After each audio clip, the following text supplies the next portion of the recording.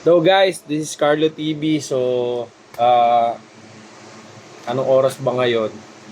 11:30. So, hindi ko alam eksaktong nangyari kung anong problema ni Facebook. So, 11:30, it's, ano ba ngayon?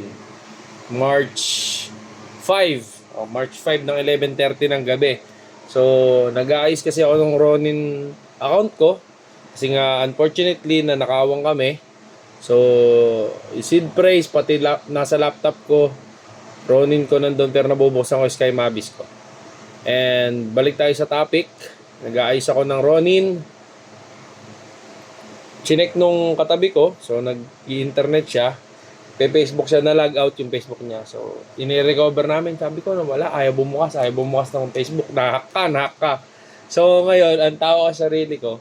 So, I tried to open my Facebook then. And unfortunately, log out din yung Facebook ko. So, hindi ko lang alam, hindi ko sure kung si Facebook yung nagka-problema. Messenger, Facebook, disconnected lahat sa akin, pati sa kanya. So, kala namin na-hack na siya. So, hindi lang siya nag-iisa, pati ako na-disconnect. So, pumunta ako dun sa kwarto, sabi ko, Mi, check mo yung Facebook mo.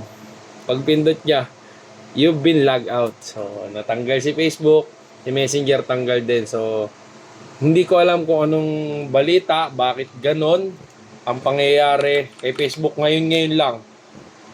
Facebook problem. So, sa search ko ngayon, si Facebook problem, March 5, 2024.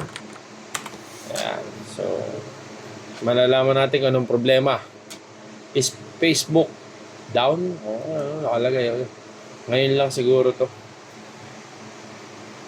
March 2004. Social networks that didn't get must be...